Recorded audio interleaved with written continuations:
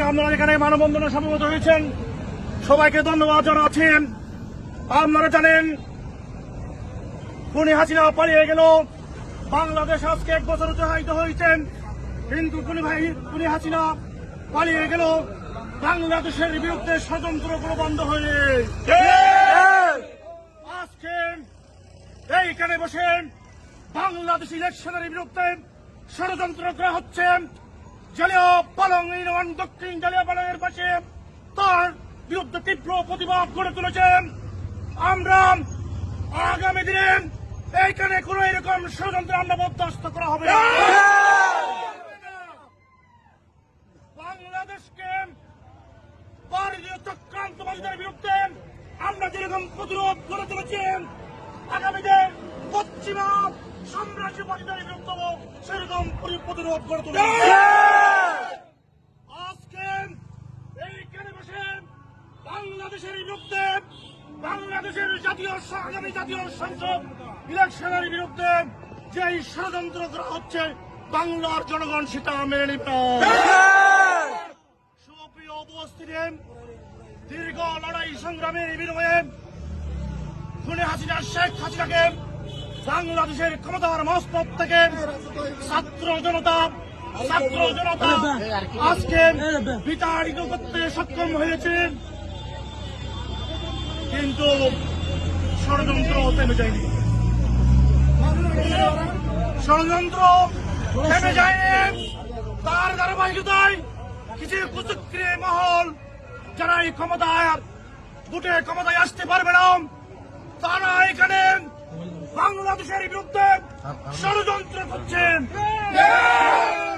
সেটা কখনো হতে পারে না, আমরা বরদাস্ত করব না। ভারতীয় চক্রান্তবাদীদের বিরুদ্ধে যেই রকম আমরা প্রতিরোধ করে তুলেছি, পশ্চিমা সাম্রাজ্যবাদীদের বিরুদ্ধে আমরা সেরকম প্রতিরোধ। সুপ্রিয় উপস্থিতি, আজকে খুনি হাসিনা পালিয়ে যাওয়ার 1 বছর অতিবাহিত হয়েছে, কিন্তু আজকে সেই রকম একটা আনন্দঘন মুহূর্তে আজকে আমাদের এখানে প্রতিবাদ মুখর অবস্থান আসতে হয়েছে। শুধুমাত্র বাংলাদেশের বিরুদ্ধে ষড়যন্ত্র হওয়ার কারণে, আগামী জাতীয় সংসদ নিয়ে ষড়যন্ত্র হওয়ার কারণে আমরা স্পষ্টভাবে বলে দিতে চাই, সেই রকম ষড়যন্ত্র আমরা বরদাস্ত করব না।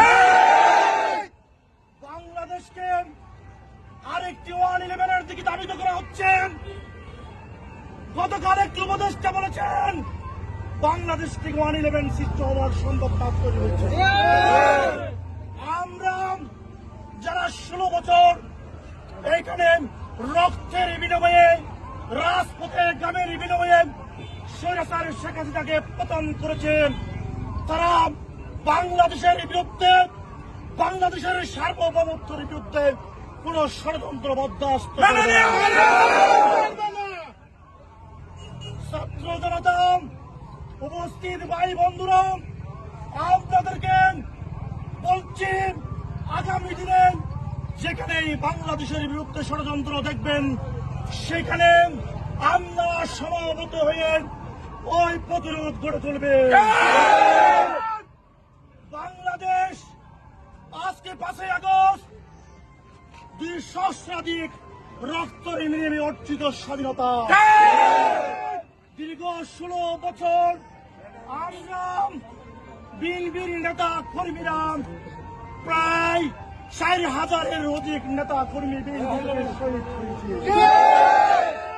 আমরা মনে করবেন না আমরা এই রক্ত পিতা যেতে দিব, কখনো এই রক্ত পিতা যেতে দিব না।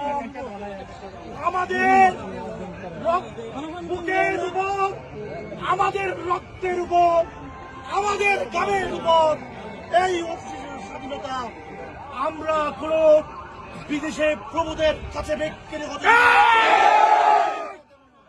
সুপ্রিয় উপস্থিতি, আজকে এইখানে বাংলাদেশের বিরুদ্ধে ষড়যন্ত্র হবে।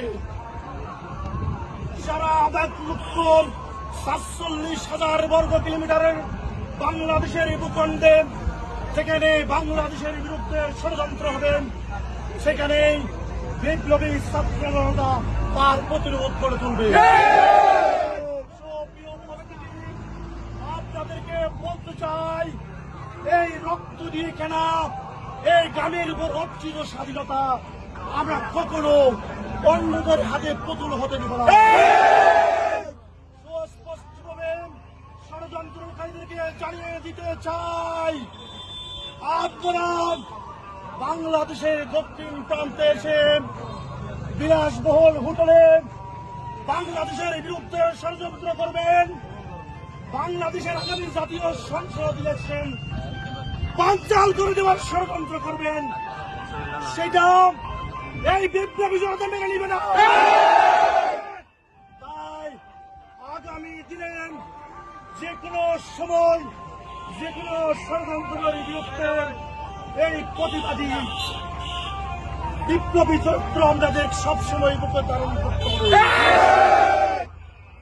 আজকে যারা এখানে ষড়যন্ত্র করতে এসেছেন, যারা এখানে বসবাস করছেন, তাদেরকে দৃষ্টি আকর্ষণ করে বলছি, আমি এগুলাই সফল হবে না।